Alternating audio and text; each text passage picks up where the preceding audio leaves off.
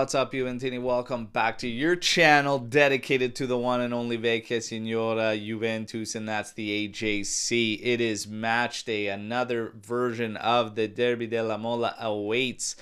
But is Motta already in the hot seat? Should he be in that hot seat? We're going to have a lot of fun. We're going to talk about all this. We've got all the news. Kolo Muani, Araujo, full crew. We got lots of target talk to go through. We're going to have a lot of fun.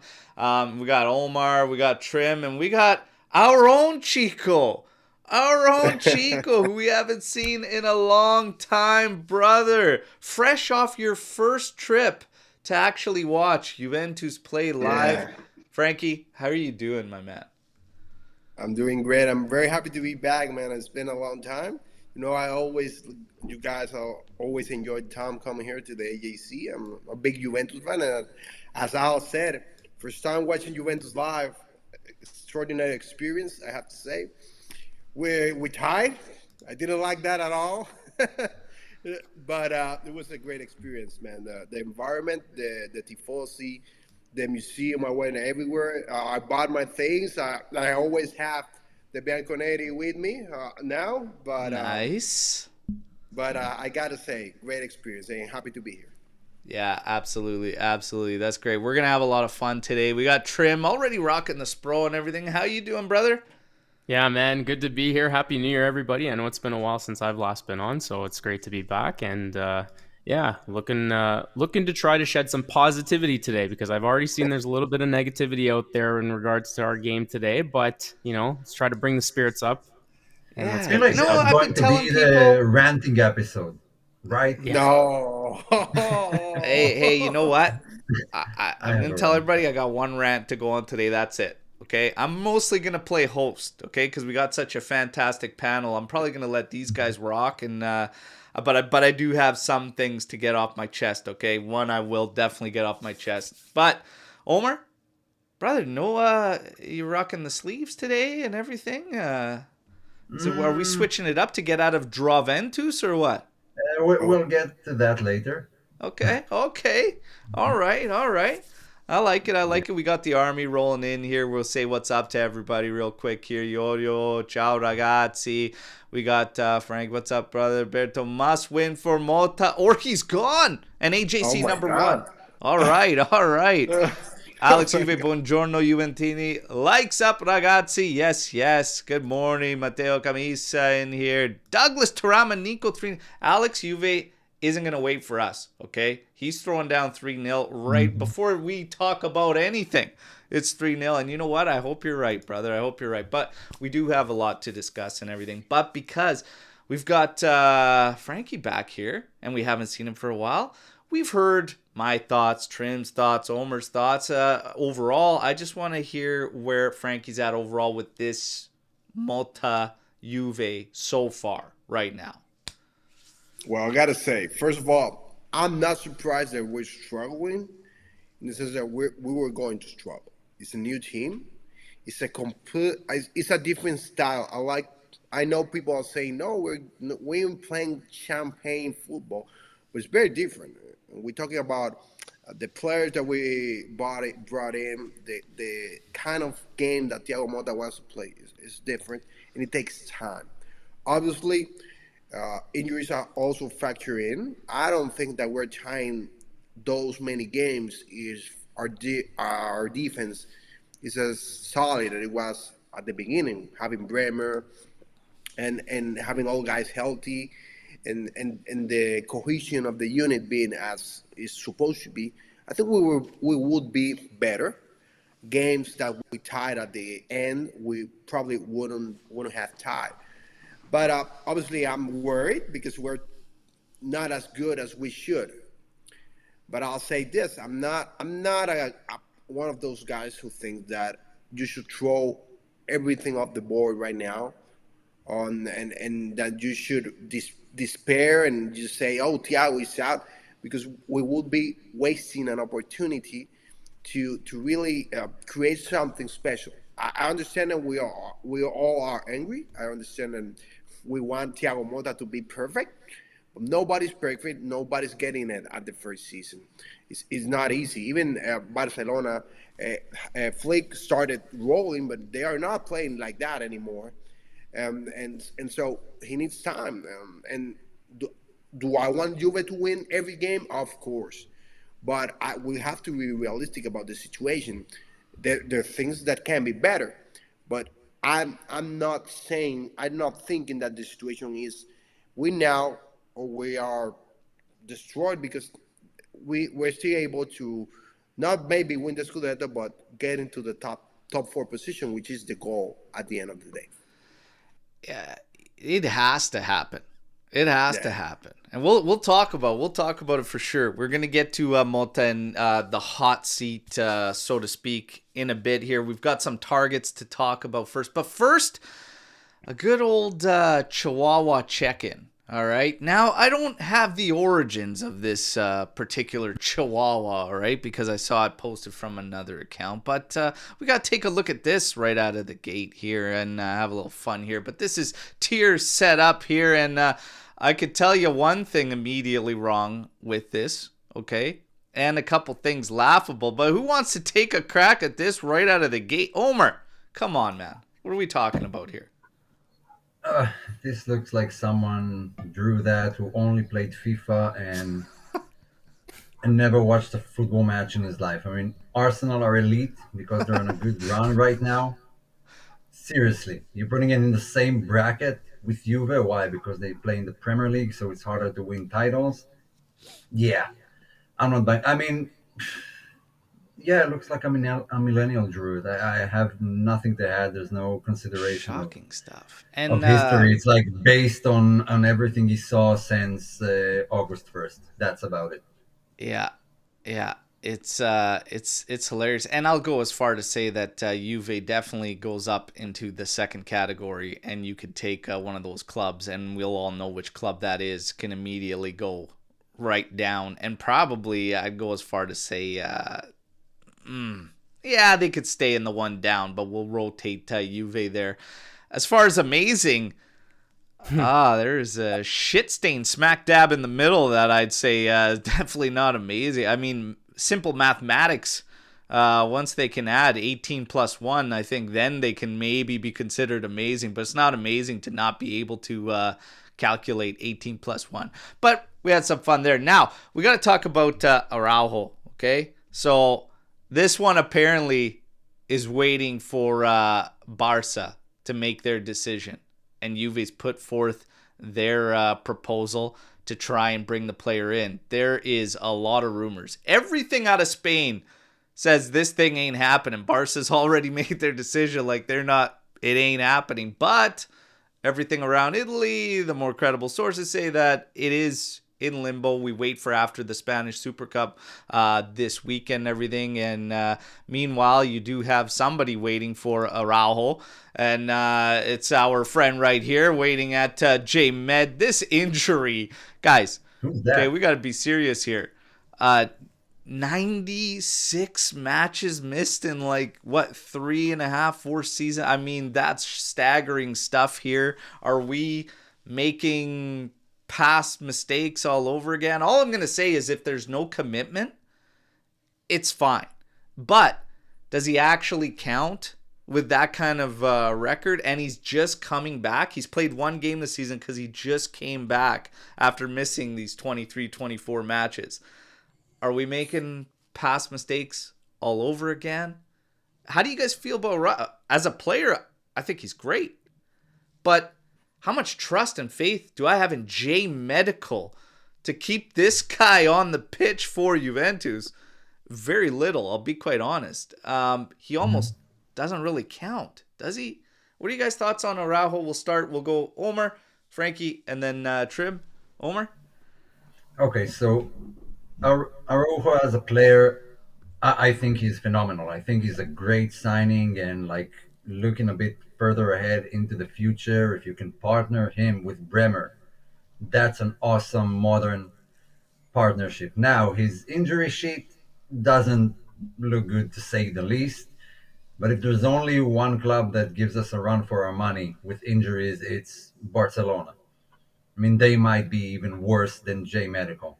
Now, it could be a total flop and just come in and be injured all the time, and we've spent the money and wasted resources to bring him in.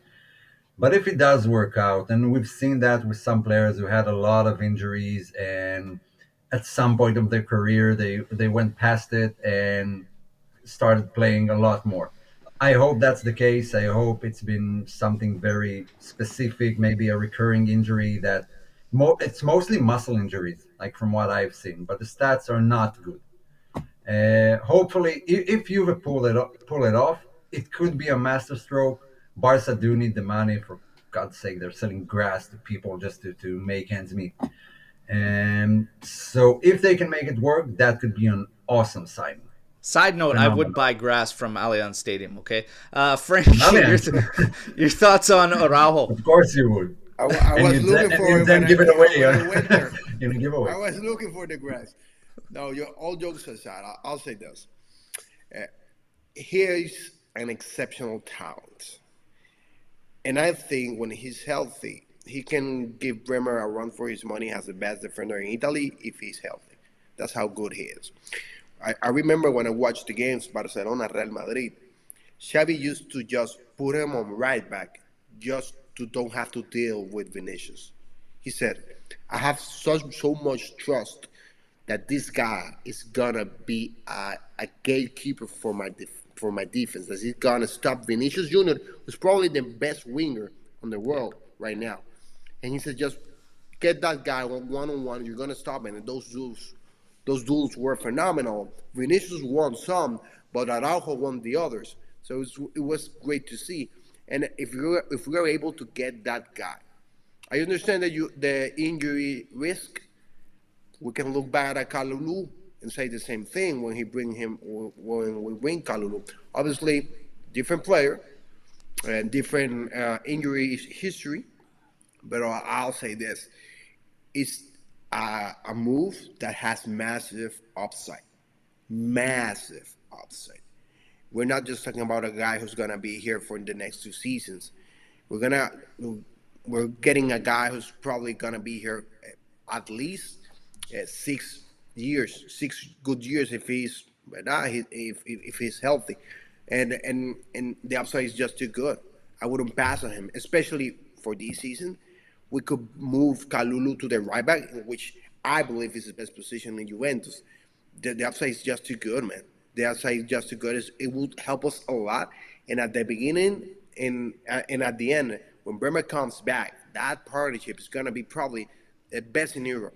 If both are healthy, and both are good, we're gonna have the best 2 center backs in Europe.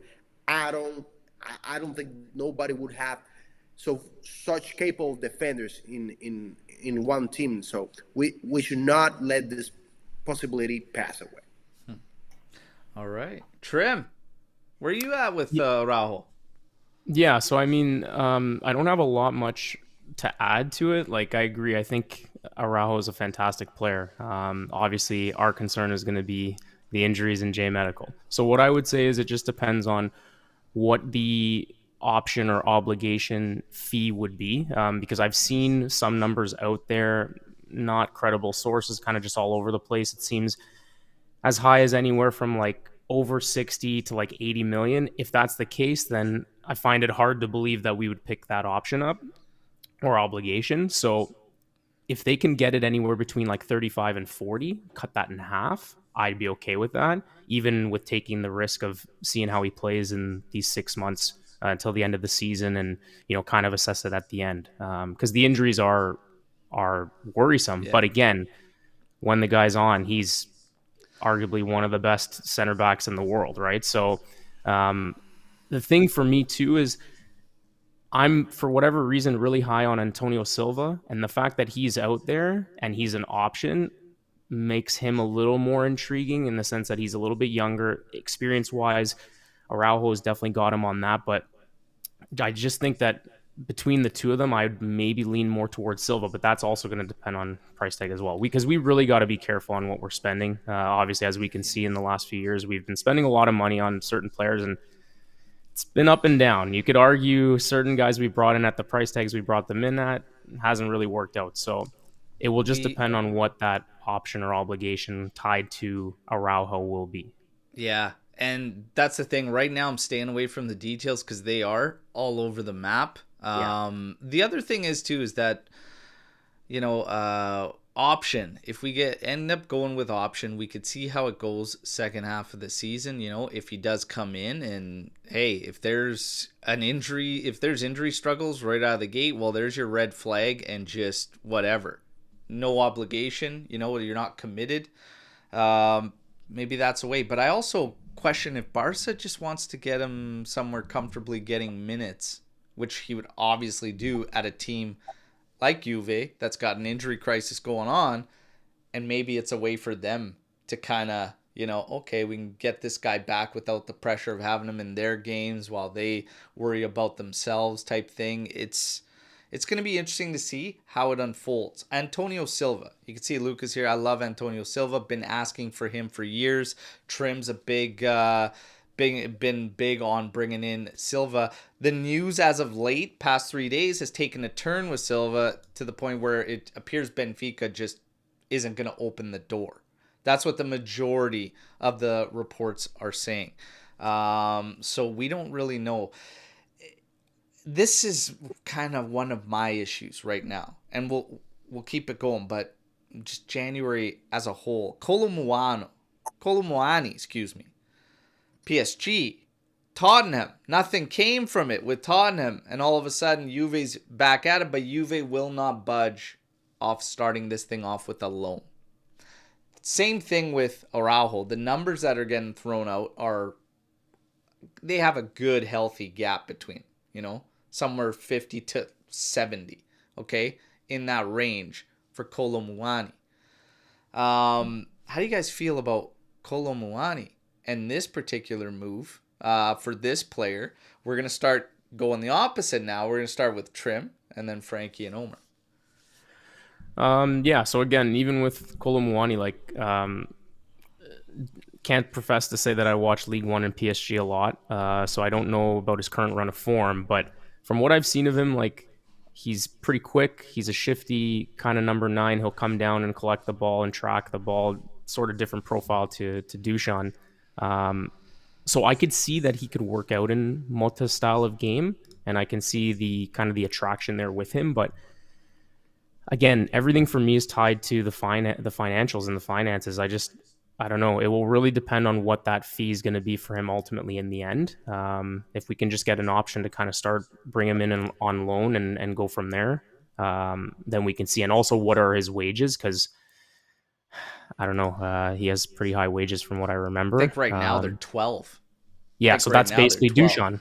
That's basically Dusan's wage right now, if I'm not mistaken. So, I mean, are we really trading much in terms of difference between the two? Yeah, exactly, right? I don't know. It just so you got mixed feelings, a little uncertainty. It sounds like with when it comes to Kolo Muani. Frankie, any some uncertainty there from you?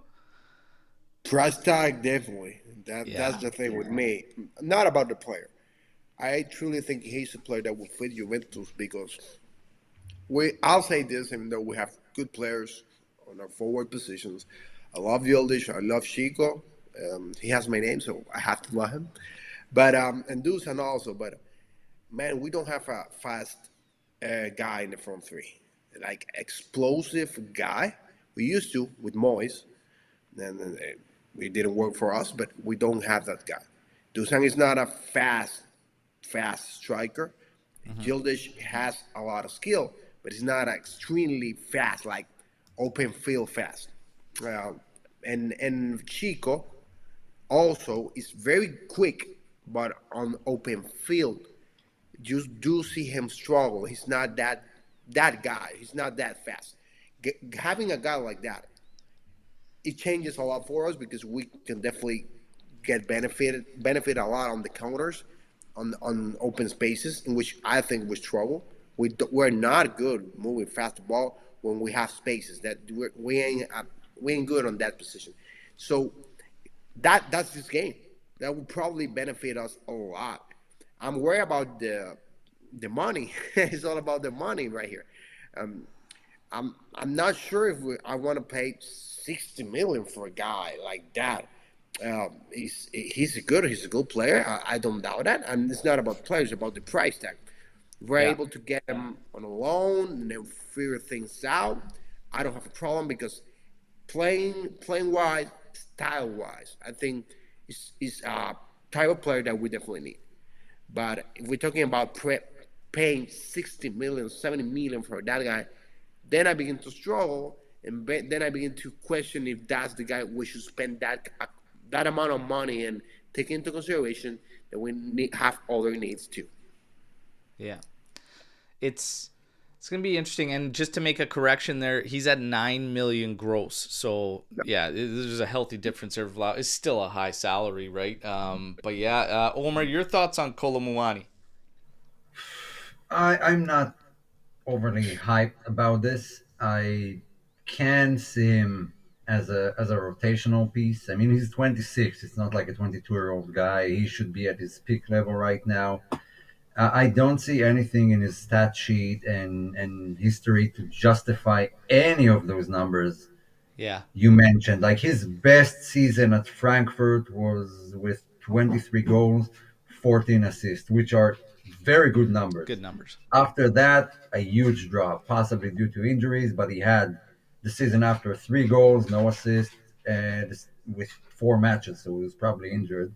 Then at Paris Saint Germain, 40 matches, 9 goals, 6 assists, and this season, 14 matches, 2 goals, 1 assist. Nothing in there says 9 million salary, 60 million price tag, and Yeah, that's the issue for me. Since we are going for a rotational guy, the numbers are all wrong.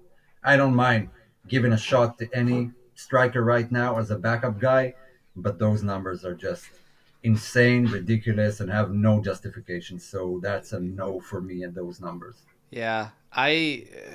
For me, it's like I got mixed feelings, but I lean towards I'm not really into. I think we need to be very, very careful on big spendings based on how things have kind of went with big spendings. And also, it's January. January, this is my whole thing right now. And I know I've sounded like a broken record, everybody, with this, but I can't stress it enough. You do not build clubs in January. Okay? It just doesn't happen. You know what happens in January? You get raped over, you get taken over the coals on deals, is what happens in January. You don't build in January. I can't understand. I still can't understand the way we dealt with an injury crisis without even thinking that one free agent to just be a body.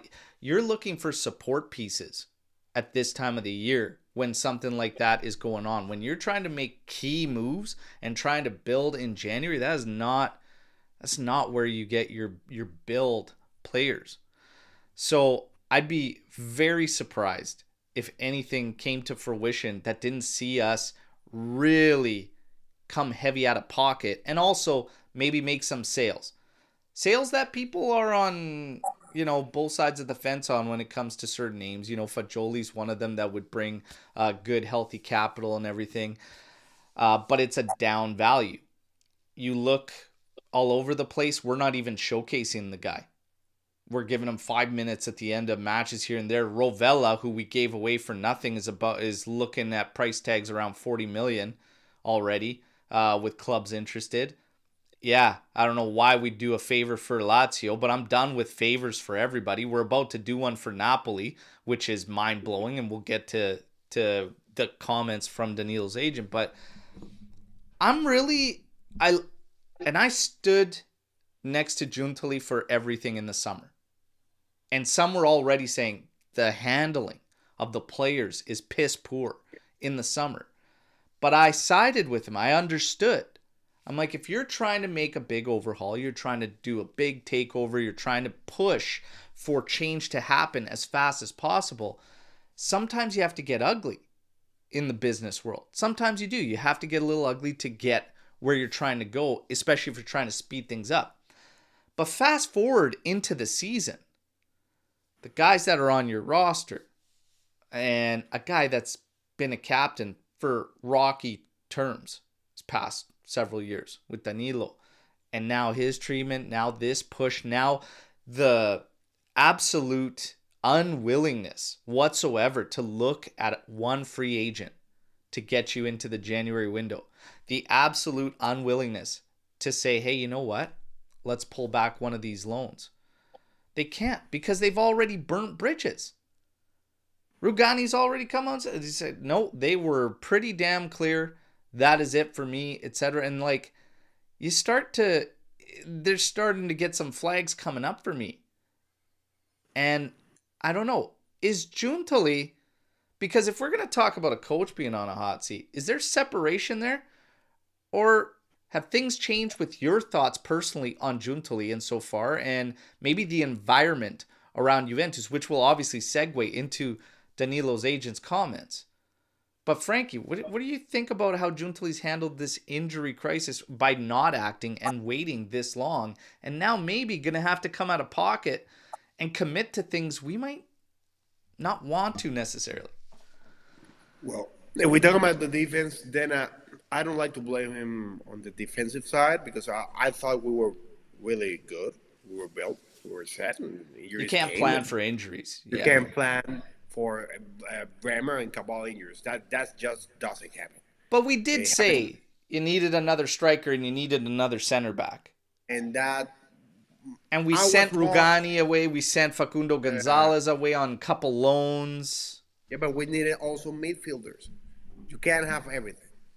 We couldn't have everything. But those weren't the sales. Yeah, but because those were loans. I'm with you with striker. We needed another striker. Yeah. And it was arrogant of us just to say no. We're gonna put Nico Gonzalez as our second striker and just go with that. It was arrogant. We needed another striker, especially the kind of system that Thiago Motta says. At the defensive side, I'll keep saying we were good. We had Kalulu who can play center back, and he's playing center back with us. The environment obviously is not as good as I want it to be. I want Juventus to be more rock solid, and we're not. We're definitely not.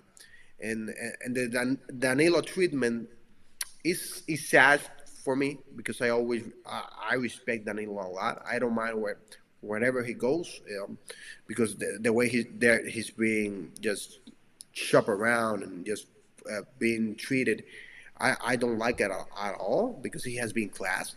He's still being class to Juventus, and I truly believe like where Mandzukic went away, he's gonna be good with defense, and I think defense are gonna be good with him because he's been that kind of player for us and that kind of captain. But when we talk about the situation with Giuntoli I don't like to say he's not a hot seat because I evaluate projects in at minimum 3-4 years, and I don't like to evaluate projects less than that. Or even if things are not perfect, things must go horrendously bad for me to say no, just get the guy out.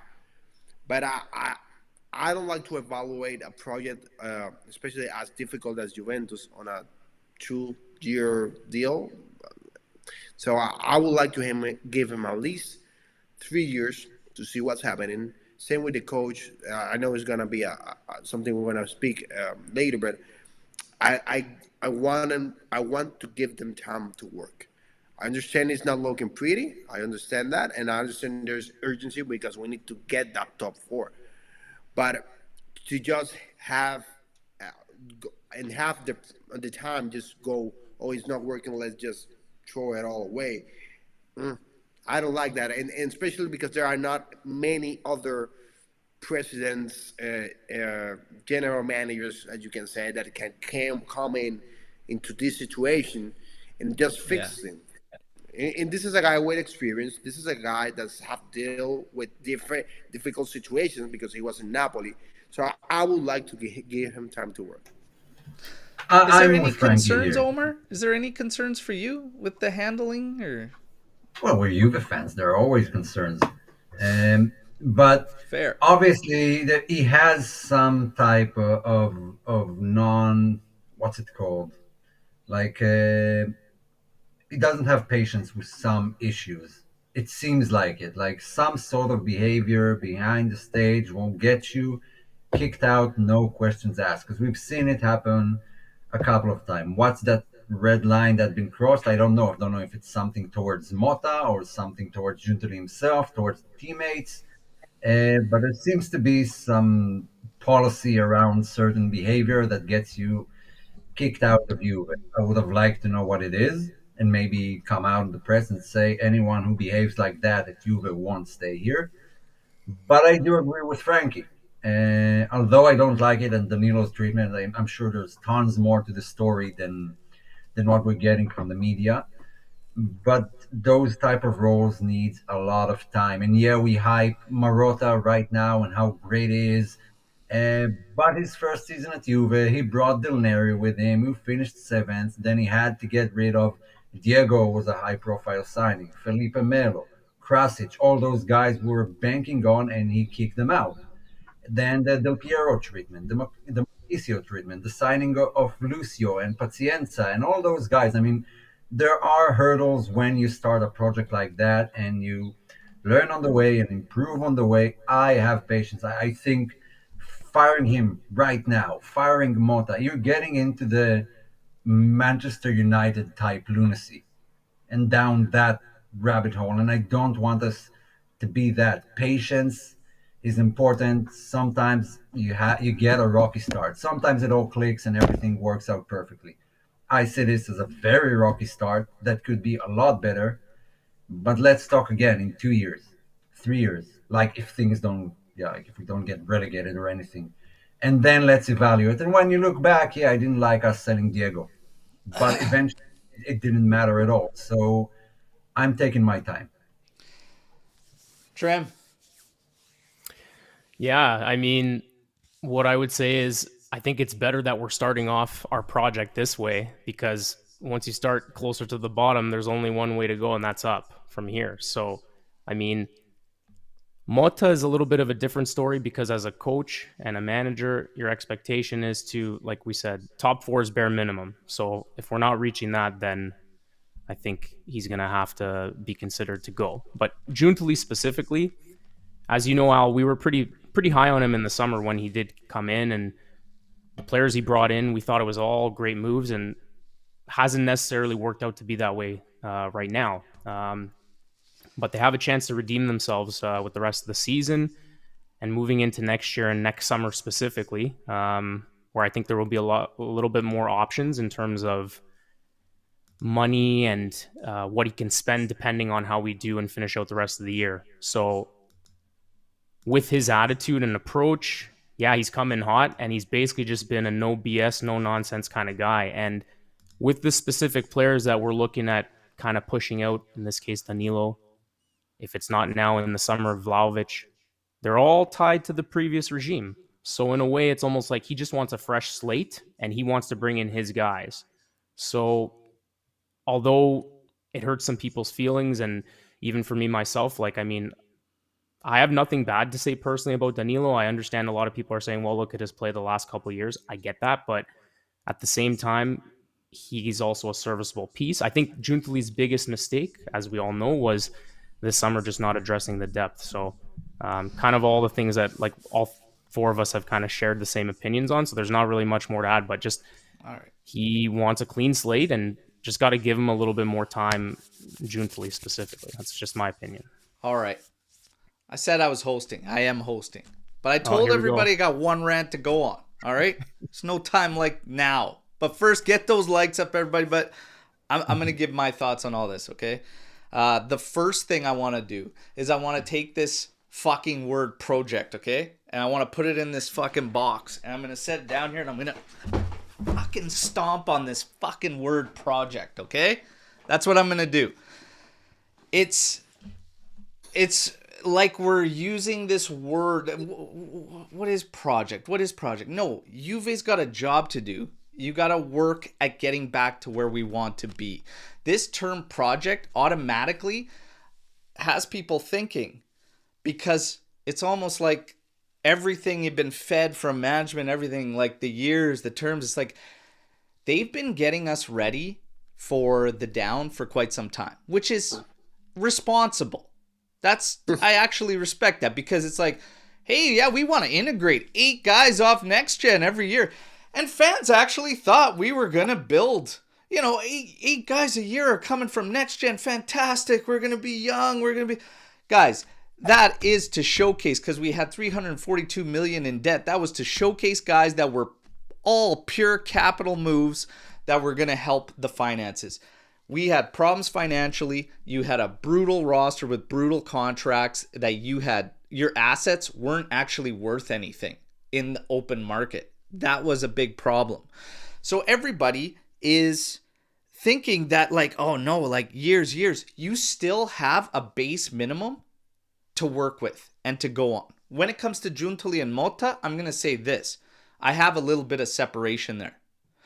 Giuntoli is not automatically associated with Motta just because he hired him.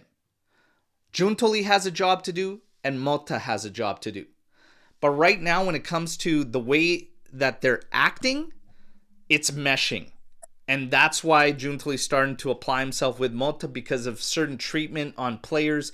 This unwillingness to support the current roster, the current team through the injury crisis and everything is kind of messed up. But there's still separation there. I'm not at that point with Giuntoli, okay? But I am weary more so of Motta, okay? Project, time, I get it. But you have to earn that time, okay? I'm done with people out there that want to talk about Pep, Klopp, Arteta. It's not apples to apples, everybody. It makes no sense. And first of all, Pep finished 3rd in his first season anyways. If you want to talk about Arteta, I don't give a shit about playing, looking good, and winning nothing. That's not what I want. I've always said I don't care how we play. I want us to play better, but results matter, period.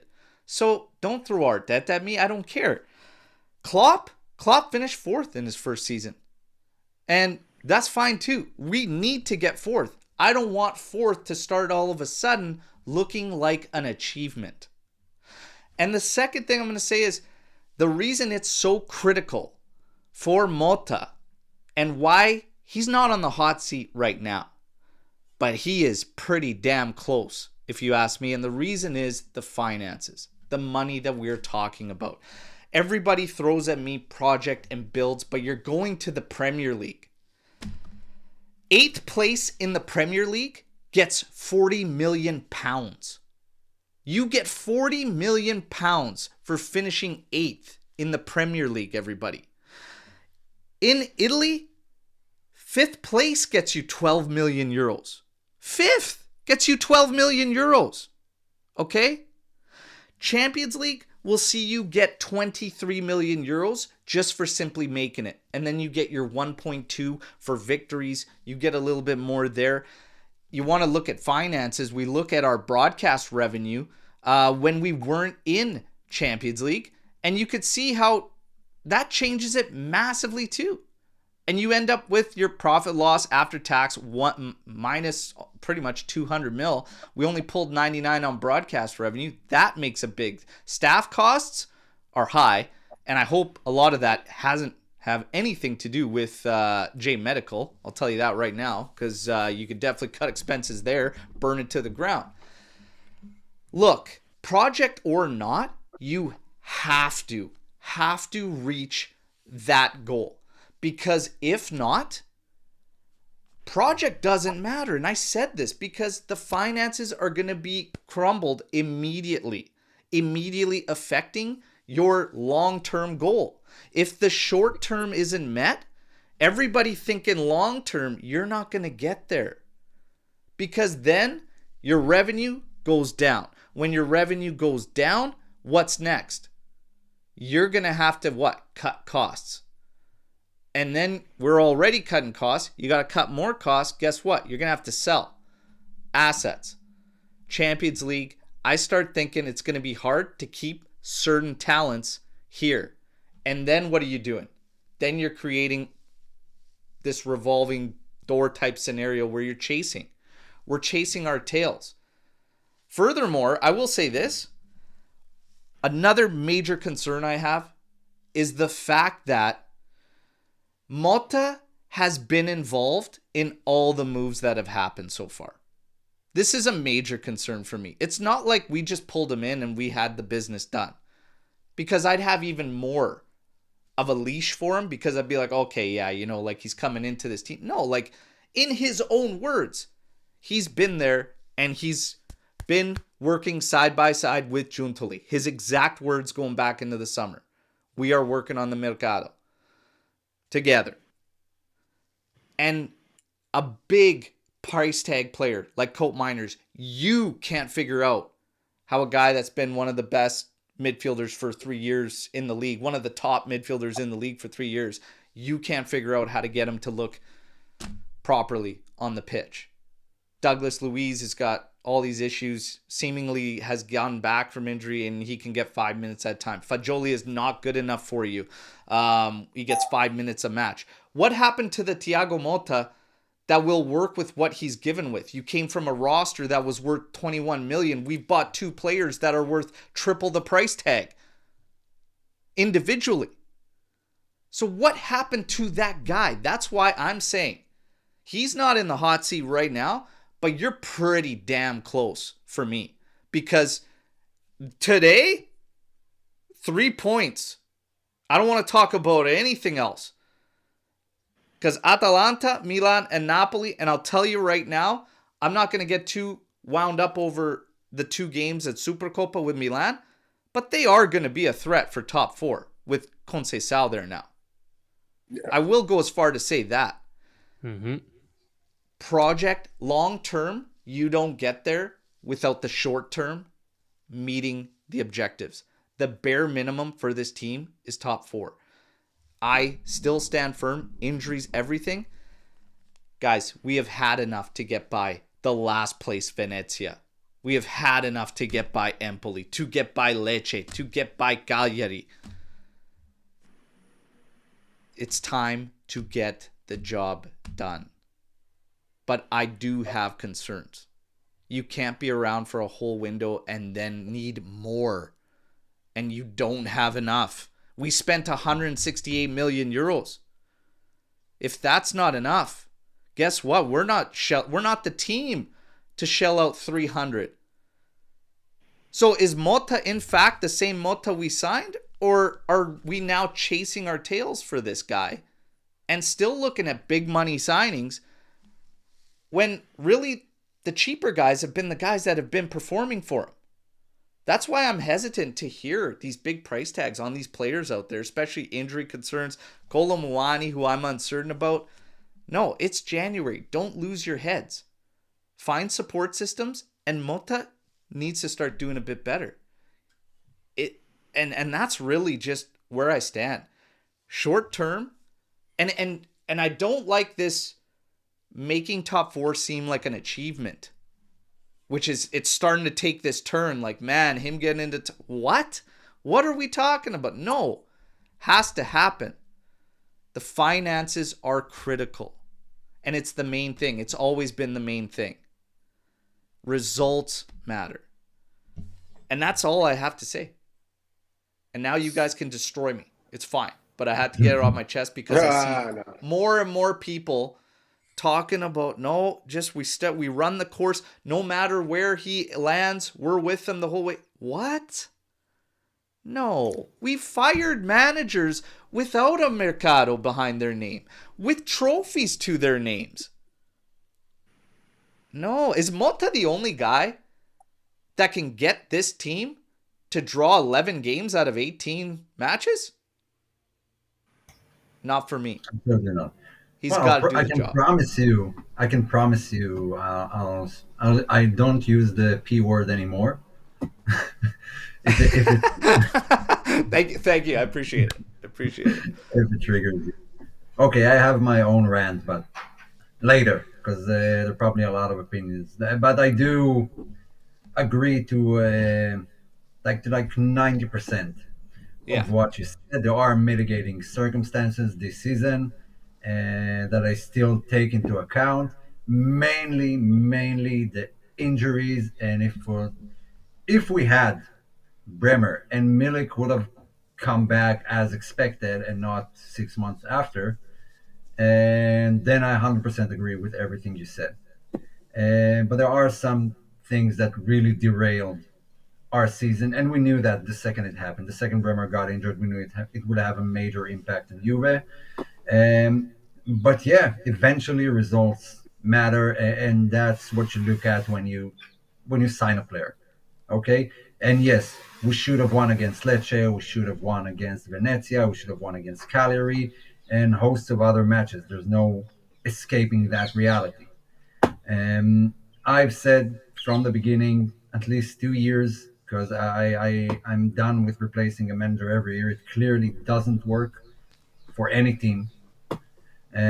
So yeah, that's my general thoughts about it. Yeah. Oh, okay. I know Omer is a very good guy. He's not going to use the P word. You know, I've been away a long time, but I'm back. I'm gonna use the project word. No. Yeah, I'm gonna use it because I've been able, thankfully, because of my line of work, I've been able to talk with managers and people that work in different organizations, different sports.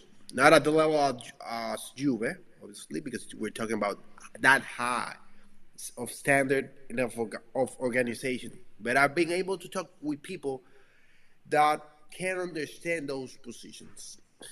And the reality is, it is a project when we do start each season or when you bring people in that are new, because there's always a learning curve and there's always sometimes you're gonna need to get things rolling. And it happened with Motta in the teams he was coaching before, because when he was at Spezia, he came after Italiano, and I remember everybody at the beginning was calling for his head. And he left because the management at Spezia told him, you don't get results, you're getting fired. And he got the results, and he said, you know what? I'm leaving. See you later. At Bologna, at the beginning, things were not looking good. He turned things around. And I understand Spezia and Bologna are not the same as Juve, but they're football clubs. And we are a football club. And we like to put ourselves high on the pedestal and say we are almighty. But at the end, we are a football club. And we need to understand there are processes that need to happen.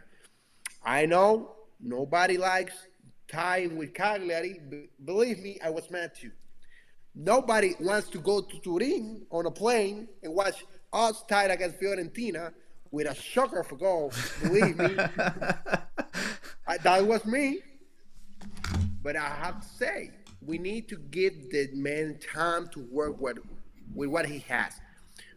I'm with Omer completely. 2 years minimum. And I'm going to say this. And probably is going to get all completely mad, and I don't mind, because that's what I do. Even if we don't get the top four, I wouldn't sack Thiago Motta, because that's what you need to do. That's me. I'll get into it again. We got to get Trim in here. First off, just want to say what's up. Ramiro Flores coming in here from LA. Thoughts with everyone in LA right now. We have the Juventus official fan club in Los Angeles. I've reached out to Saeed there. I've offered any help that we can possibly at the AJC, whether it's a GoFundMe for anybody struggling or whatever the case may be. But our thoughts are with all of you. So stay strong, and yeah. Hope you're all doing okay. So, yeah, scary stuff there.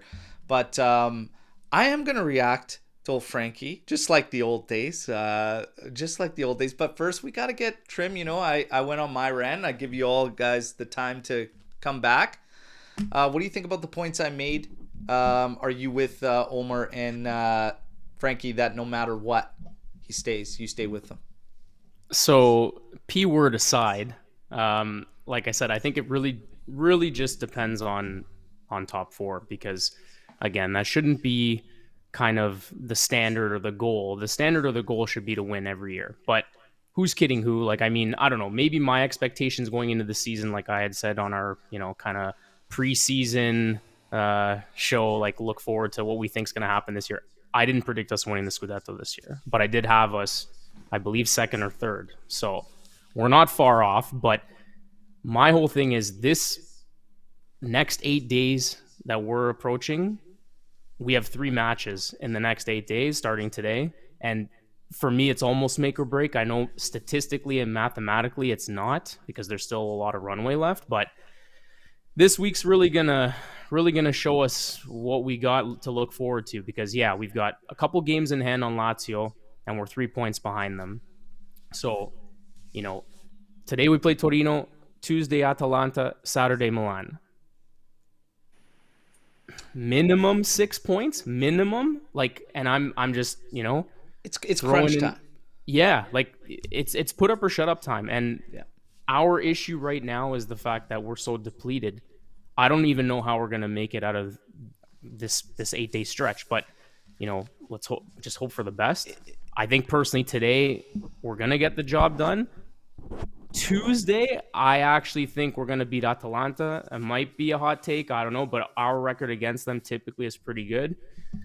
Last year, I know we had that one stinker at home where they drew us late with a coup goal, but I think we can get the win against Atalanta. The big kind of question mark will be Saturday against Milan. But anyway, not to look too far ahead, just overall, biggest thing for me is I think I would like Motta to stay, but remember, I'm the guy that said in the summer when we got him, build the statue. I was the guy, and I'm the first guy to always admit when I'm wrong. So I've taken a big step back where I'm kind of just like, okay, temper expectations, just kind of let's just see what happens. He has the ability and the freedom to build it back up again. That's the beauty of sport, right? Right now, he's on, like I said, probably the lowest of the low as it could be right now in his career with Juve.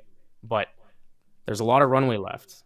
Just get us to that Champions League spot, see the year out, and see what happens in the summer. Yeah, and it's not like it's easy. I've always said like this whole past few years, and I still stand firm. The issues, and while you guys, I agree, it's a slippery slope before you enter the depths of trouble like Manchester United. But it starts at the top. Any team that when you're worried about going to that route, it starts at the top. And I said, like top 4, you don't make top 4 this season. I'm sorry, but I'm looking above. And you need that head. You need somebody that is there that actually is steering the ship. Because right now, I don't know the direction. I don't actually know the active direction. Are we now scrambling for high-priced players, for a coach that made his picks on the guys that we could bring in and isn't delivering? This is not delivering. We haven't won consecutive matches in Serie A since Como and Verona. That's game 1 and 2 of the season. There is nothing that makes that acceptable for me. I get that Bremer's gone, but Jesus Christ, I didn't tell Giuntoli to loan every defender or sell every defender we had on the roster and not keep some safety nets around. I didn't tell him don't use one guy out of free agency just to help until January. These are decisions these guys that are there right now are making. Are they playing with top 4, which is massive to get for Juventus? And now still, you're about to say goodbye to Danilo, who could at least support at fullback, and you're about to sign a guy that's missed 96 matches in 3 or 4 years. Yeah, he's a fantastic player. I agree. But holy Christ, we can't get a guy back from muscle fatigue within a week. Because Vlahovic apparently has got muscle fatigue. He's out today. He had it all week. What? We can't get a guy back from the flu in a proper amount of time. Now we're signing guys with that much time. I stand firm, having used my experience, not running a football club, but being at a high level in a multi-billion-dollar company in Canada here. And we had a project. And I've been part of several business projects. Okay, I'll use the word again. It's fine. It's fine, everybody. Where we had plans. Okay, you have a plan. But everyone along the line has to achieve their individual task, their individual piece of this puzzle for that to hit where we needed to hit in our 5-year vision. And you know what? In every single one of those scenarios, it never went the way we planned it. Not one. Not one of those went the way we planned it. And you know what? Cuts had to be made. We had to make changes. We had to completely shift. It's like, I want to go for a walk today with my daughters. We're going to go to the trail behind our house. We're just going to walk. It's like I see a bear in the middle of the path. It's like, you know what? No, our plan, if we're walking, fuck you, bear. We're walking. I planned. We're walking this path today. You have to gauge everything. Top 4, the money is critical. And people really, I'm telling you, we're going to need those funds big time. Even out of this past summer mercado, there is 80 million that isn't accounted for yet because these loans that become the options. Top 4 is a must. And style of play, how we play, all of this, it doesn't really matter to me. At the end of the day, the results are what matter. He has to start winning. You have to start finding ways to winning. And I'm going to add another little caveat on top of it. For me, it's how. It's how we have managed to piss these results that we have had in our own hands. That tells me even more. That's we are there. You can get this team across the finish line in these matches. But there's a lot of things that still haven't even been attempted because while we have had injuries, he's had options. Motta's had options to try certain things out that he hasn't. He's also tried something out that looked decent that we never went back to. So at the end of the day, all this is personal feelings, personal thoughts, but results at the end of the day are what matter. When you start getting from results, it gets scary. Look at Milan. This is my last point on the thing. They're not far off of us. They're not far off of us. They had a coach that's been in the hot seat for 2 months, and they're not that far off of us.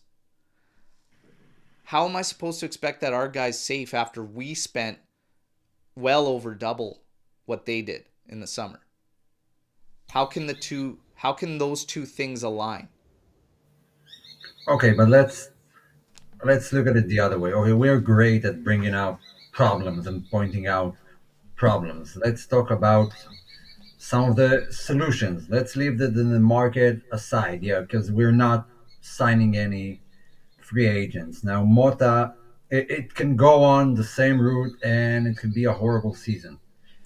It could also have the same Pioli impact. I mean, there's still half a season to go, and we're kind of checking off the list most of our tough league games this month. So there is still time to remedy all the damage that's been done. Now, how are we going to do that? Motta has tons of faults. Awful with his substitutions, benches player after one bad performance, the latest one to be Cambiaso, which I don't get. What do we do to solve it? Hey, I wish I knew. You brought up No, Cambiaso. You talked a lot. I'm asking these guys. I know to talk about Gatti. Why did he take the captain's armband from Gatti if it gave him wings? No idea. There are tons of questions and hard questions that he needs to explain. The fact that he's not transparent about it, what goes on backstage, and why is he making those decisions? Because we had 6 captains, right, this season at least. Not including vice captain. Yeah, so Trim and Chico. I don't know, How you do you guys. want to fix this till the I end of got the one season? solution. Okay. Play Yildiz at the 10. That would be a good start. And drop Coop back to play with Locatelli. He's only done it against Cagliari in Coppa Italia, and like Al touched on, it worked well. And then right after that game, he goes back to the same thing, which is putting Coop back in the 10. I still think. And what Sorry, I was about just going to Turan? say, I still think Coop could actually play the 10 role. It's just how Motta interprets that 10 role. That's a big thing too, and kind of his style of play. So if he has a certain way of using that number 10 position, then Coop's just not the guy for that, and I would put Yildiz in the 10. So that's one small tweak that he has not shown that he wants to try to utilize. He only did it in the one game. That's one minor adjustment he could make. There's So for games called you- minors maybe shouldn't be out there. And he's got Right. this unwillingness to realize that right now because Thuram and Luca are your best midfielders right now in form. Yeah. So for you, it's a tactical thing. Yeah, sure. like I mean, I think the biggest part is tactical on his part. Besides the obvious of, I know we've also kind of beaten it like a dead horse, the substitutions and the timing of the substitutions, but I feel like, specifically going back to that Milan game, you're up 1-0 early in the 20th minute, 25th minute, around that time, and it's almost like you just start sitting back, and you're just content with that one goal, and you just see momentum building on Milan's side slowly. It's like, how many times have we said, okay, first, my biggest thing is always start on time, which we've actually done fairly well and pretty consistently over the season, but it's just being content with just that one goal. Why not go out and get that second goal? Try to make it 2-0. He's, I said many times, playing safe and almost playing scared in a sense, because he's playing afraid to lose. I'm I got a starting solution to. too. Go ahead. I got a solution too. How about our striker starts play like he's a striker? Yeah. That's exactly what I was he's going to worth say. 70 million. Yeah.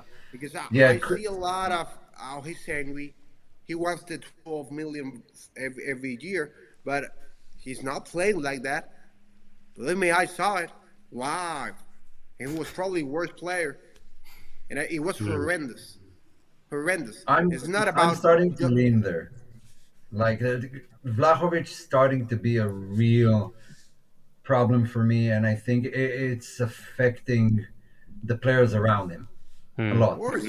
I mean, Of course. tons of attacks are breaking down because of simple passes, trying the no look, one touch pass. I mean, he can't do that right now. It doesn't seem like he's able to. I don't know if it's a confidence thing, which he seems to have no confidence at all.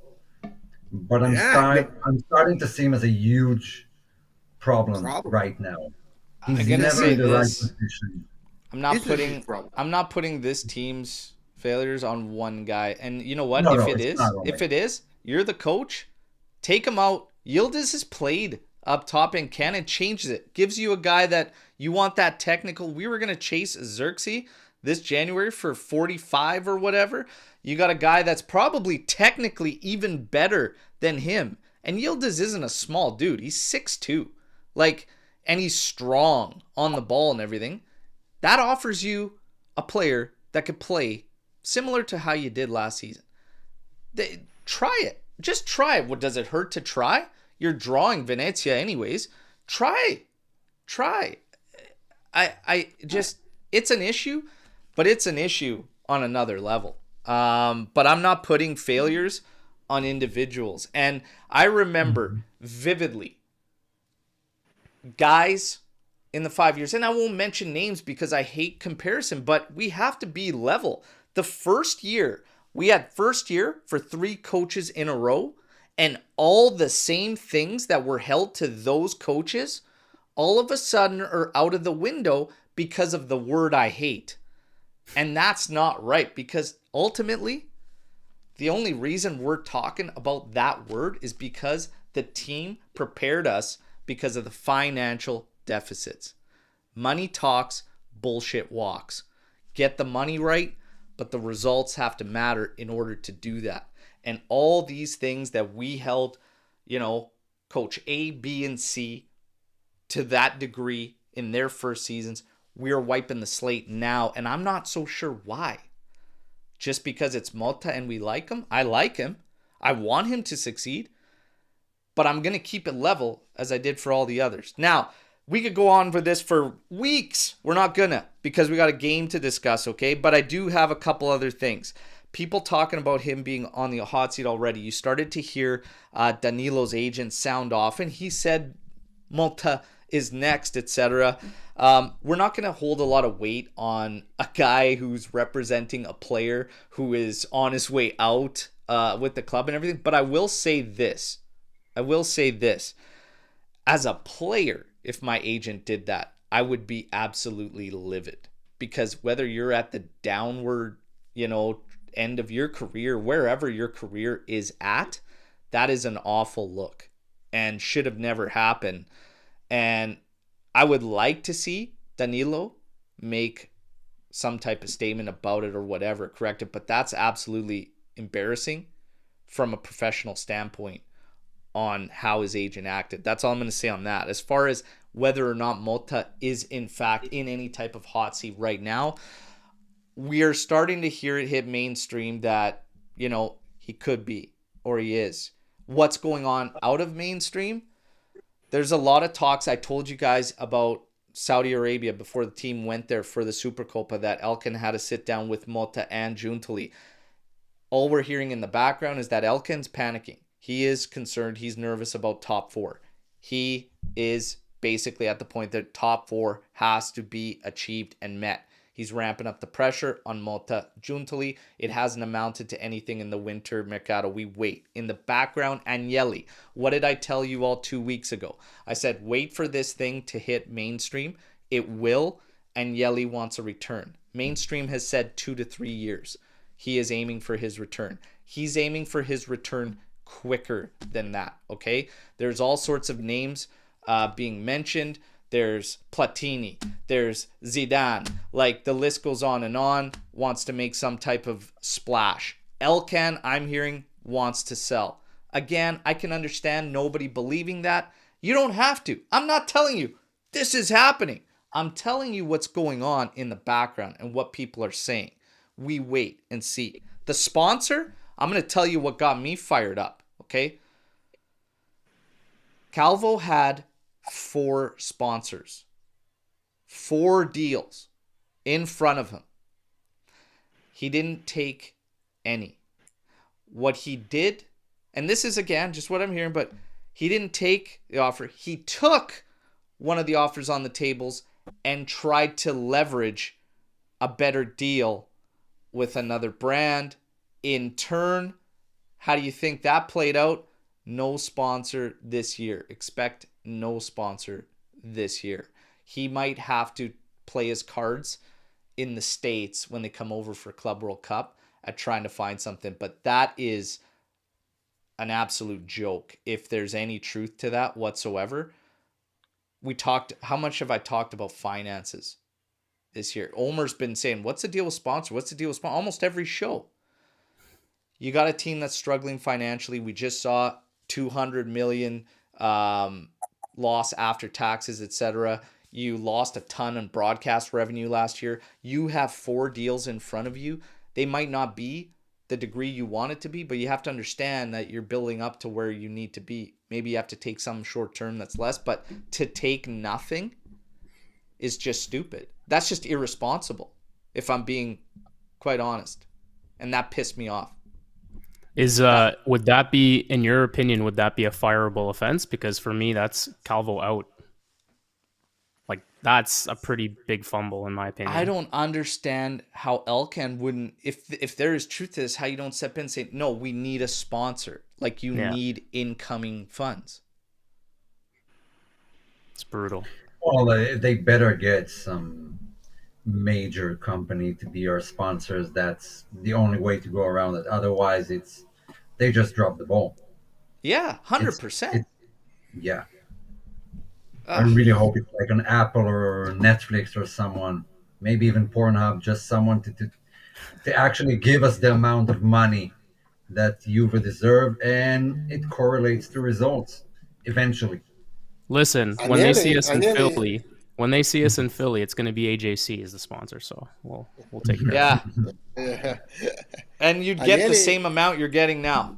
Yeah. By the way, Agnelli is Jeff Bezos' friend, so maybe. Well, we had- haven't heard from the streets of Puerto Rico in a long time. We used to have that segment. No, He used to the meet street of everyone Puerto down Rico- the street.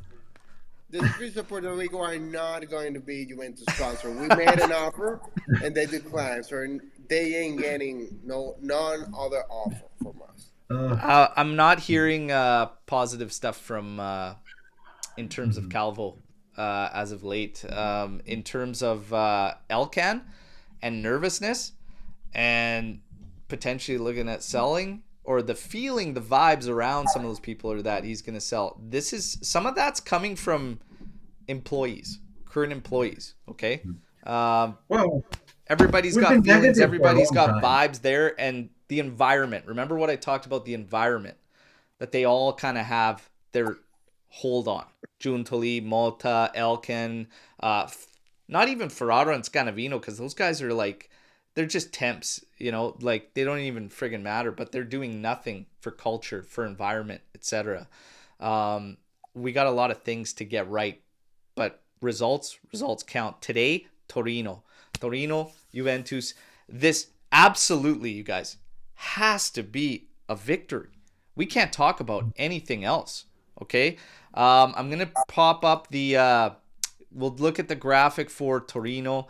This is what's expected to be their starting lineup today. And Coco and Ricci are also questionable.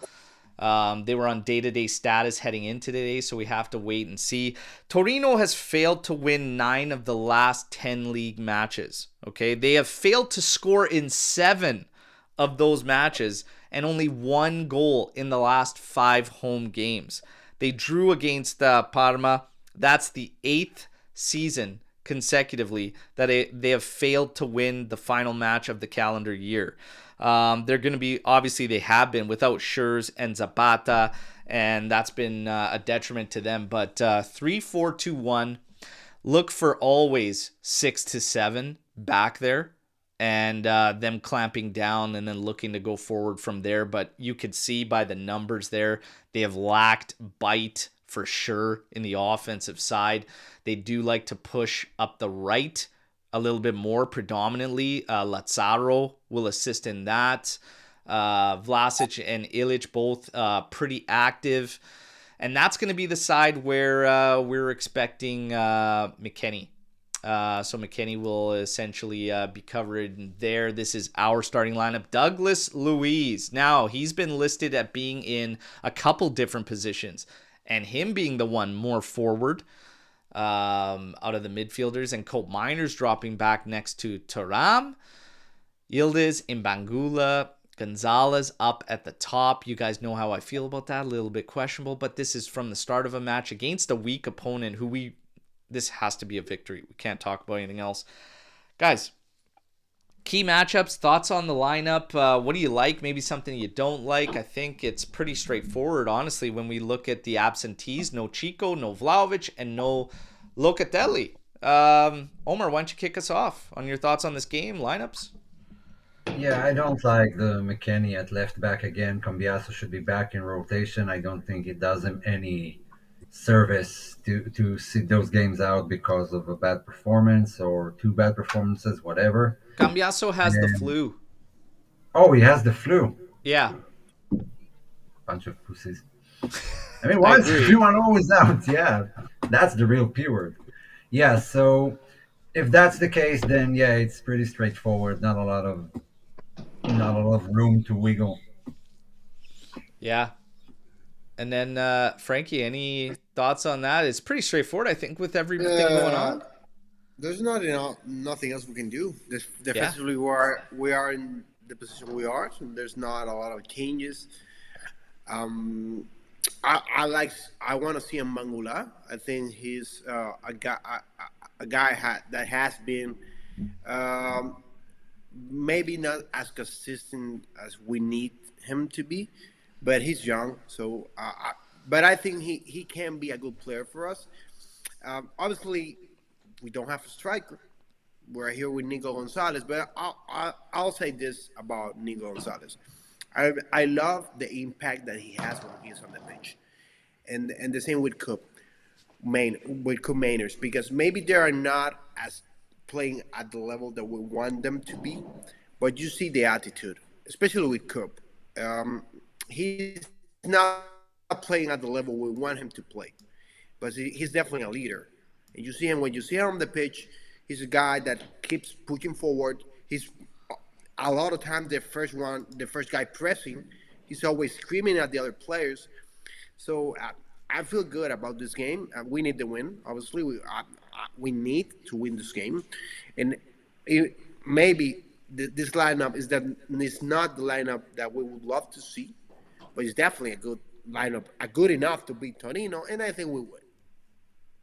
There you go. There you go. We'll get to predictions, of course. Trim, thoughts on this game? So for me, I mean, the easy thing that I'd like to change just right off the hop looking at this lineup is I just flip Luis and Coop and play Luis behind Nico Gonzalez. But that being said, kind of to Chico's point, I can see where having Nico Gonzalez up at the number 9 position today might actually benefit a player like Coop playing in that 10 role, as he tends to drop back, and his speed. He's a different sort of profile than Dusan. So, I mean, you can make a case either way. So, I guess I'm okay to start off that way, but I'd be curious to see Douglas Luiz more forward, because I want to see what he can do creatively with the ball. He's very poised, and I mean, there's times where if you watch when he's in there in the limited minutes he's played, even against Milan, like it's almost like the ball's glued to his foot. Like he's just so silky smooth with the ball, and he makes those incredible passes. So I'd like to try to utilize that more forward and have Coop kind of back more in his natural position. But that being said, it's Torino. There should be nothing more than 3 points today. From their side of things, the one player that I always kind of focus on is Milinkovic-Savic, because he's played pretty well against us. So I think for me, the biggest thing is test him early. I hope he doesn't have one of those big, strong performances. So we just got to keep pushing and try to start on time, get that first one, and don't sit back after we get the first one. Try to get a second one by him, and then just kill the game off from there. Yeah. Okay, I see 2 questions in the lineup. 2 real questions. Where do you want to see Coop and Douglas Luiz? And would you swap Gonzalez with Yildiz? Okay. So I was going to give my thoughts. I'd go 4-1-4-1. I'd actually hold Thuram back, because Torino will not be winning the battle in the middle of the park. And I'd go 4-1-4-1. I don't think you need this designated 10, and it sure as hell isn't Colt Miners. He does his best being able to start seeing the pitch from the back and then moving forward. Luiz, give him that freedom. Thuram can lock it up against Torino. Have no problems with that, and they'd still have to help and all support defensively anyways. We know they're going to do that anyways.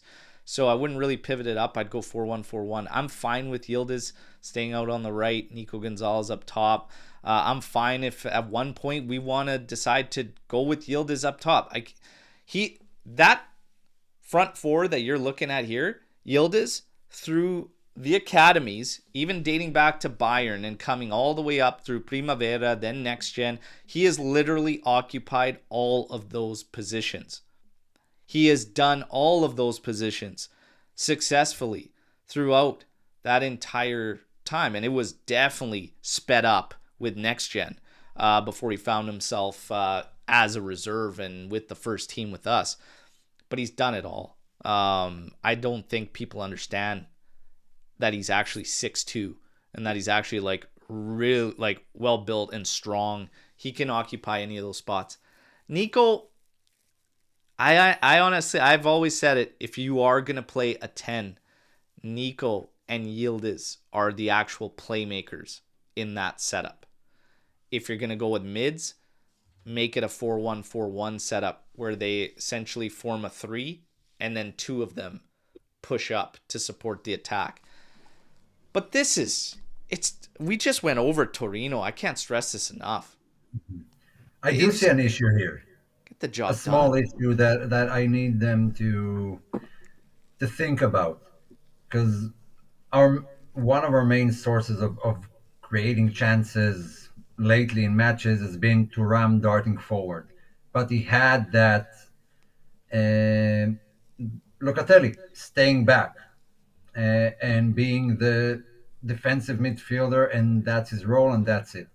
Now, if you have Thuram darting forward, I don't trust not Douglas Luiz and not Coop Miners to be the guys to break down attacks. So Thuram will have to kind of calm down, to say the least, because now he has a role and he doesn't have Locatelli beside him to allow him to dart forward like he did. And I that's why want it's to see got to how it plays change. out. Yeah, I want to see how it plays out. I would have gone with a 4-3-3, Coop Miners on the left, Luis on the right, and they're aiding the wings and central midfield, and more stick to position and not roaming around. I don't want to see both of them roaming around from right to left, right to left. Yeah, we'll see. And the big one here too will be McKennie's been a little. He had a really good game at left back, but even through even the good one, and then a couple so-so showings there, defensively making some questionable decisions. I think he's gonna have to keep it simple. Just keep it simple. Keep the game in front of you. Don't get crazy. Don't do anything too much. And again, we talked about Torino here. They push from that side. So Lazzaro is going to push him, and he's actually got good pace. And they go there predominantly. McKennie's going to have his hands full. So he's got to be ready for it. He can't be taking risks. He's just got to keep it simple and clean. That will be a matchup to watch. Across the board, the rest of the way, like I said, Ricci might not be in there. But the middle of the pitch with Cope Miners, Luiz, and Thuram, we dominate the middle of the pitch. We have to. In turn, that means you dominate possession. We have to get chances out of it. At the back, if they're without Coco as well, they're really going to be suffering. And they will be no sures. And then if Coco doesn't make it in today, yeah, Maripin, Voivoda are going to have their hands full. And we have to do that. We have to push them. We have to put them under, and we have to take care of business. This is a must win for Juventus. We had a month of December, which is why some of us, and I wish I had the reserve of a lot of the fan base that's like, oh, it's all good. It's all, I wish. I got fired up because December was the month we should have racked up the points, boys, and we didn't. Now it's do or die. So today, got to be 3. Key stats, we talked about Torino has... Anybody have a guess? Does anybody know? Remember? Omer might remember the last time they won a derby, Torino?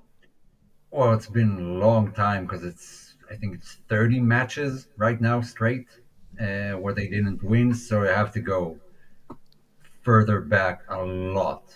Like, I can't remember even when, if it's like 2010 or 2012 or something like that. No, it's not that far back. And George got it right. It's 2015.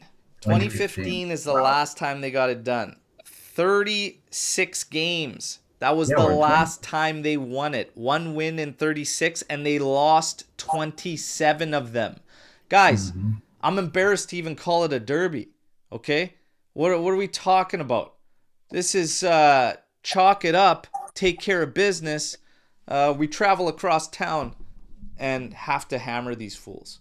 Okay, that's crazy. But final score, 2 tiebreakers.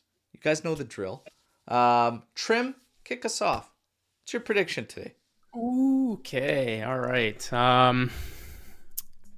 Well, anything less than a win is just unacceptable, so it's got to be a win. So we'll go 2-0, Juve. Okay. I'm going to go with Yildiz, and I'm going to say Nico Gonzalez, goal scorers. And let's go with total cards, both sides. Let's go with 6. Okay, 6 total cards. All right. Frankie, you're up, man.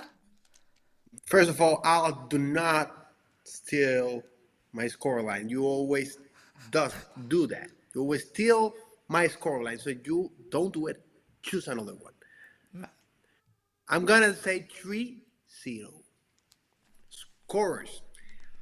I'll say Mbangula, Coop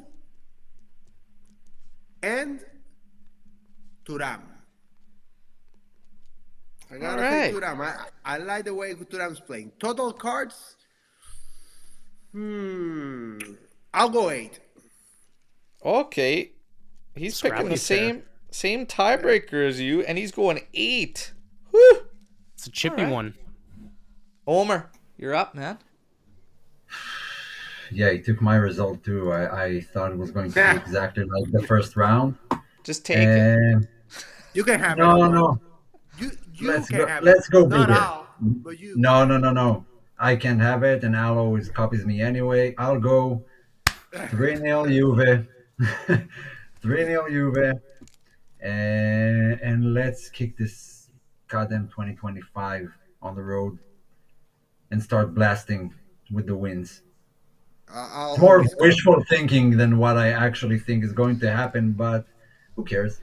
We got a 3-1. We got a 2-0 Luis and Gatti. Under And we say in 3.5 Spanish. goals. No te Gatti. copies.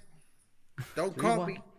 Juve. 3-1 Juve here. We got a 2-1 Juve. Thuram and Yildiz score.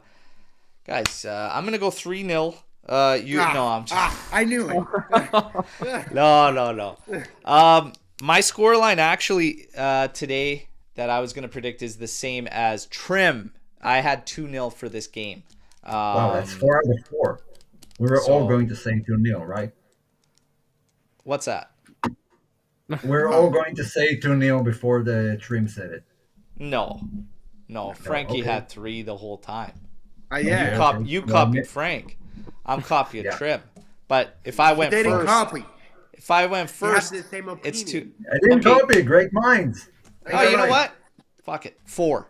4-0. No, 4-0. that's the way I like it. All right, 4-0. Absolute smashing. Okay? And Yildiz definitely gets on the board. I'm going to say even Mbangula scores in this game. Mbangula, Yildiz will be 2 of the goal scorers. And then let's say that somebody on the back line scores in this game. So I'm going to say one of those guys in the back line gets a goal. Maybe it's McKennie on a set piece because Torino is horrible on set piece defending. Horrible. So let's go with that. I'll go wild with it right now. Okay? And hopefully that manifests into what we actually get.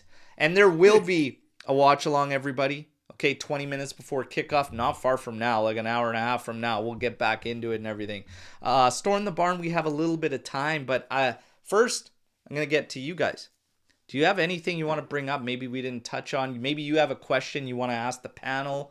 Omer, Frankie, Trim, questions, something you want to fire at? Anybody? I want to complain. No, I don't really want to complain. I want to just, I don't know, maybe shed some light on the way I see things now. And to be honest, I've been like not off Twitter. I'm still reading, but I'm posting a lot less and interacting a lot less because it just become a cesspool of misinformation, hate, righteousness. I mean, everything. It's more important to say that I was right, that this player is going to be awful and that coach shouldn't have been sacked. And there's just everyone's trying to be right about how bad you are going to be. And I don't like it. I'm not enjoying it one bit. Let me use a bad analogy. Juve now is, it's not even a tree, it's a seed planted in the ground. Right now, it amounts to nothing. No matter how much you yell at it, no matter how much you complain about it, it won't grow. It needs time, it needs patience, and we as fans have to give them that. And once that tree grows and bears fruits, it will cast a huge shade on all the chihuahuas beneath it.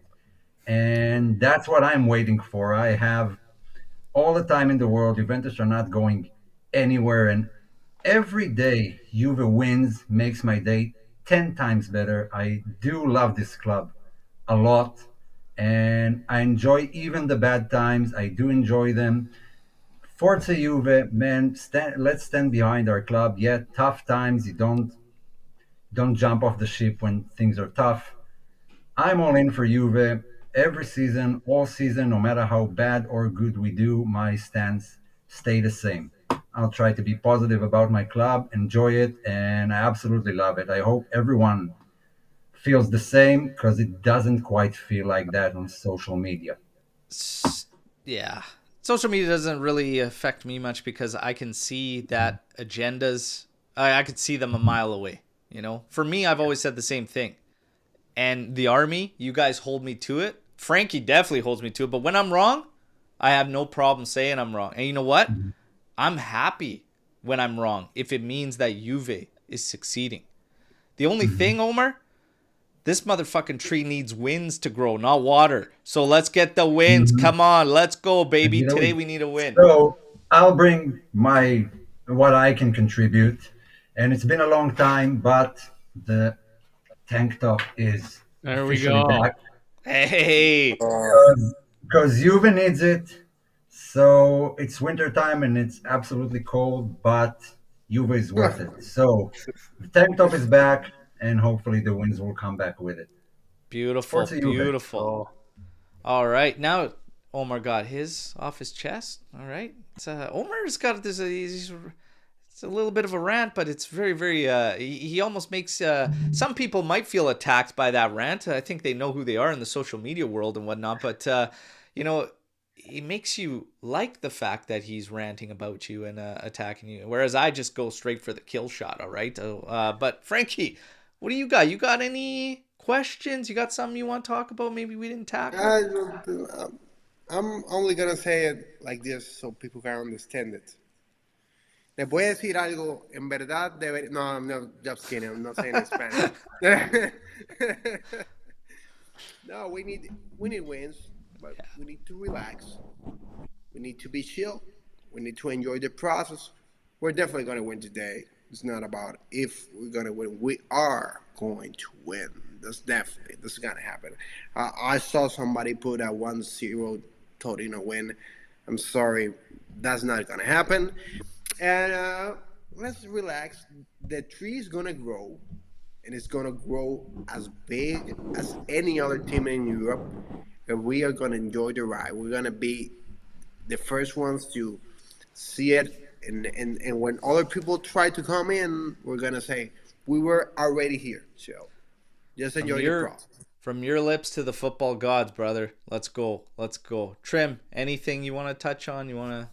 yeah. So it's kind of like a two-parter, but I'll start with my first one that popped in my mind. So obviously, like I said, for me, I'm really focusing on this 8-day stretch that we're going to be on. I didn't realize, but we're actually on the road for all 3 games coming up. So easy question.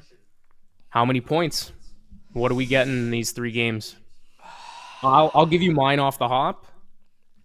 It's a little bit more, I tend to be more optimistic. So this is kind of like a pessimistic kind of take, but I'm going to say 6. So I say we drop 1, but I do think we get 2 out of the 3. All right. All right. Frankie, what do you think we get out of those 3? Obviously not today, but Atalanta, Milan, Napoli. Probably, I'll say we can get hope for 9, but we can get 6 points. I think realistically 6 points, but if we get the 9, because obviously it's perfect. Yeah. Omer, what do you think? Yeah, I'm with Frankie here. I think 6 points seems like the goal. I don't have, well, maybe 4. No, let's go with 6. I think the answer is obvious. I mean, 3 games, 3 draws. That's 3 points is what we'll get. No, I think 6 is bare minimum, boys. Like you've got to get 6. If you get 7, probably great. To be honest, 2 wins, a draw. Take that all day coming out of January in the league play with that schedule. So yeah, let's see. 6 I think is a must though. So I will say 6 because we need 6 points out of those 3 games, bare minimum. Quick one, storm the barn, quick machine gunning here. Why haven't we seen Angeli called up since match day 2? I don't think, honestly, we've still had space up there, up at the top, but I don't really get it because that's going to be tied into a striker playing all the time, not really using other options. I don't know. I don't know. Guys, I've already said my piece on Motta and just like personnel and maybe playing and options. I don't really know. Just maybe feeling he's not ready. And the points are critical. Look at what we've talked about this entire show. Results matter, and maybe he just doesn't see that he can help right now. That's kind of how I see it. And when those guys aren't ready, it's very evident. Rui, for example, is absolutely not ready for those levels, and that's a big role, like being Juve's number 9. So if he's going to be like Dushan's backup and there's no trust in him, he's going to see like 5 minutes like Fagioli every other match, then I prefer him staying with the next gen and playing continuously there than sitting on the bench and not improving at all. Yeah. Frankie, Trim, anything to add on that one? No, he's just not ready. Yeah. I don't think he's just not ready. There's nothing more to add. Yeah. Yep. Nothing. Timing of Dushan's injury, suspect or no? Oh, I like conspiracies. Yeah. You know, I'm just going to say this. Just me before you guys give your thoughts.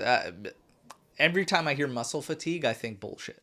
That's just me personally. Like, it's just this muscle fatigue thing, but obviously it can happen. But well, maybe it's a cover up for personal issues that the guy is dealing with and can't show up. Maybe that's just the go-to answer for the club to anyone who's dealing with personal stuff, and it shouldn't be like public.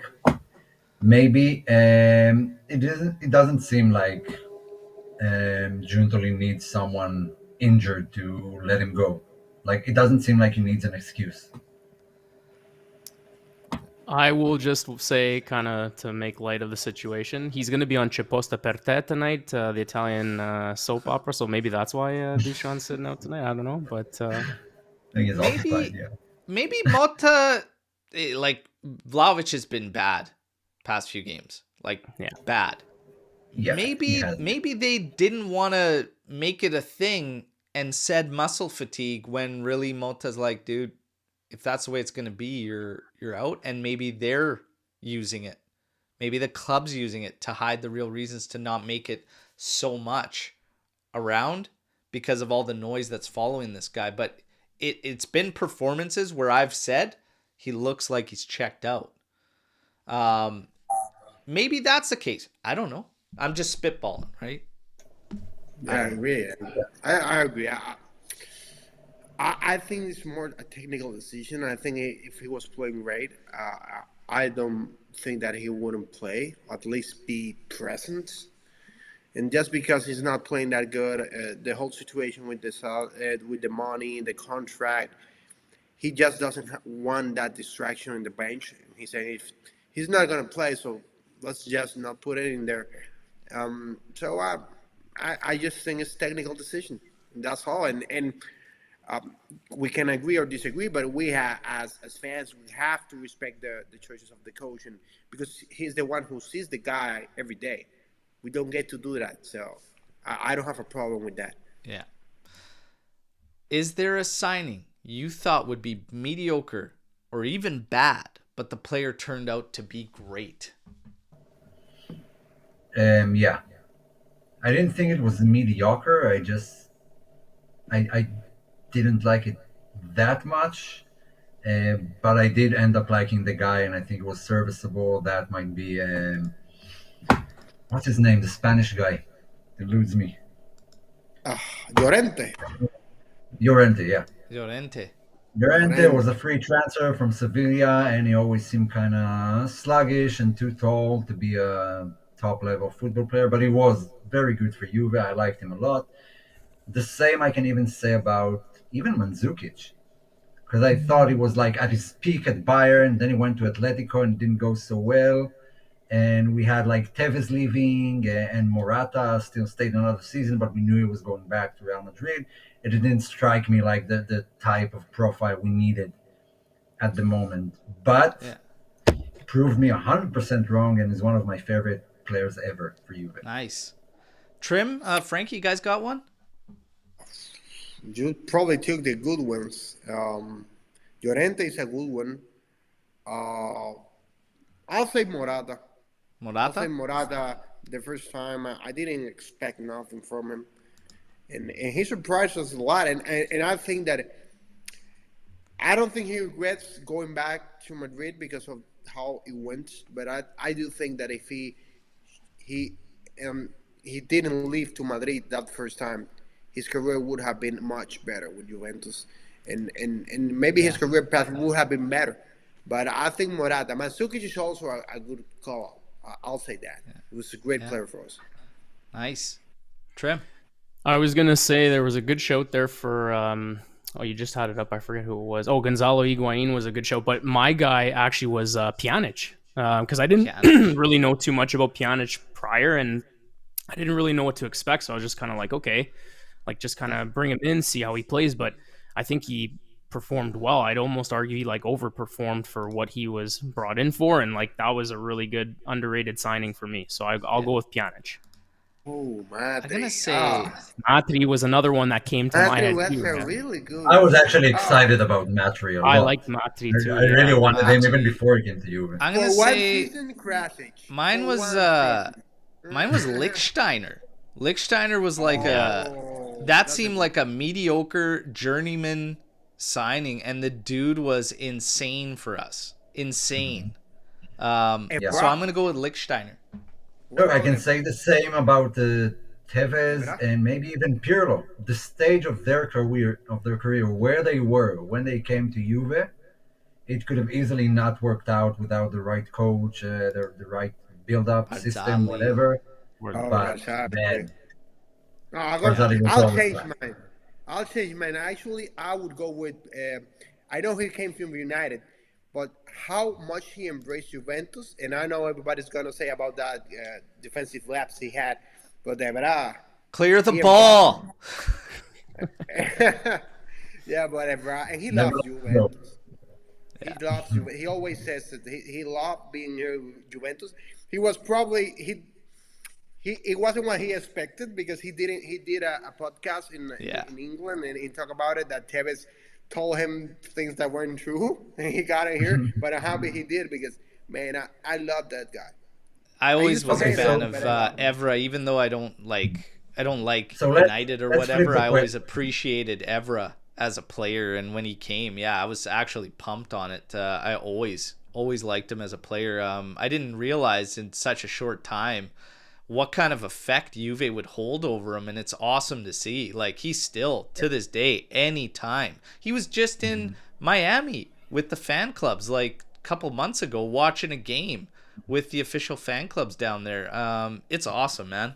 Evra's a So beauty. let's flip the question. One answer. Guy you had really high hopes for and thought that was an open shut case and he's going to kill it at Juve, and he didn't. I have one. I know mine. That's 100% Patrick Vieira from Arsenal. I was super disappointed with him.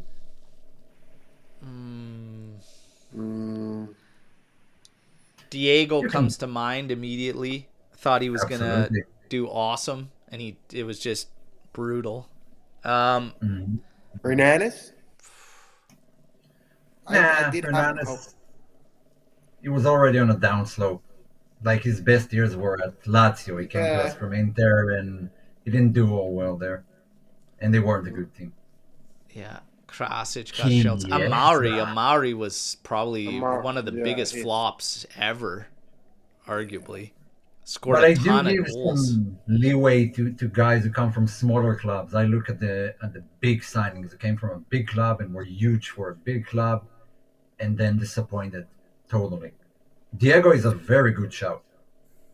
I'll say it's an unpopular decision, unpopular opinion probably. Man, but and he performed good. But Ronaldo, he did disappoint me, man. Maybe it wasn't him. It wasn't just him. but Mhm. he didn't. I didn't look at him as a leader. Yeah. He wasn't a good leader in that sense. Not saying he's a bad person. He's an extraordinary player, and he was one of our best scorers. So it wasn't just about performance, but just the whole situation, his aura and everything. He disappointed me. He disappointed me. And we can say the leg also, but I'll go with Ronaldo. Yeah. Wow, that's a big shot. That is fucking Yeah, hot take spicy there, one. Frankie. You Yeah, I know. Frankie I know. just said we're coming to the end of the pod, and I'm gonna throw you all on the burners, man, because that's a hot one. And it's not about performance. I repeat, it's not about performance Yeah. because he did perform.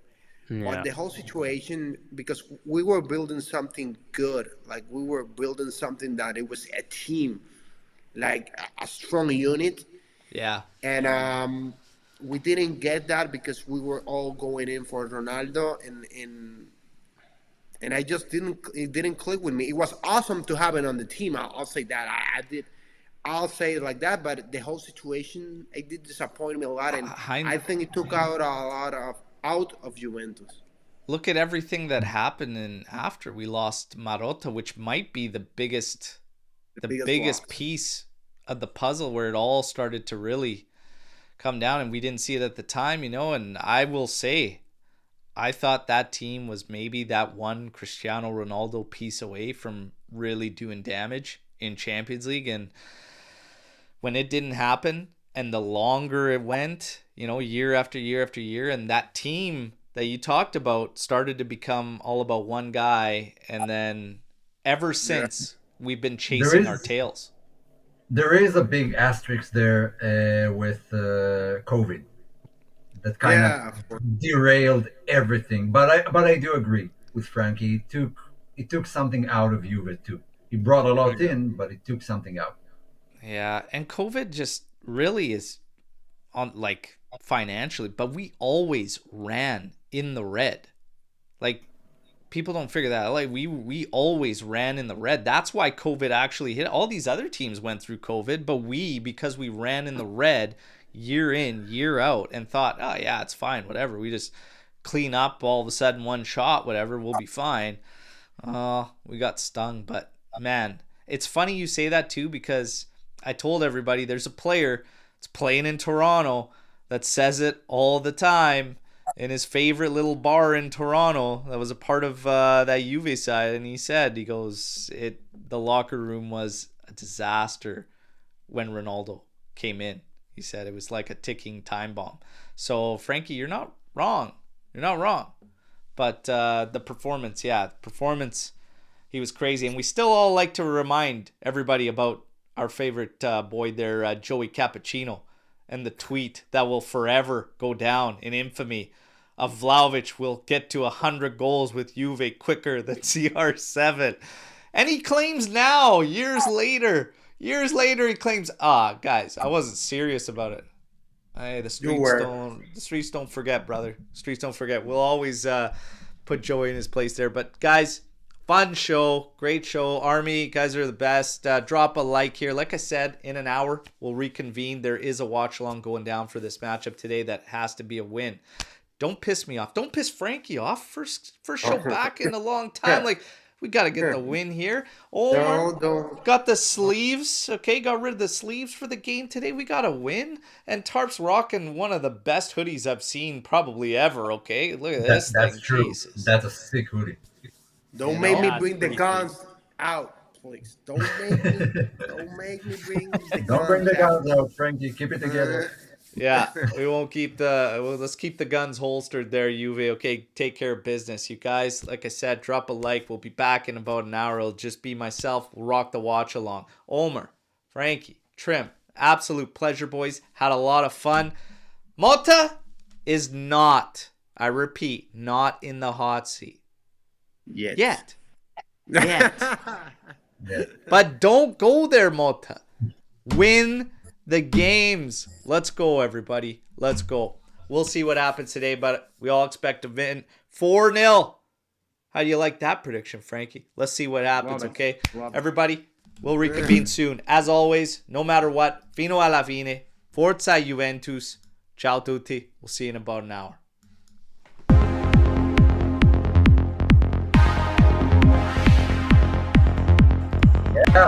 Oi. Oh.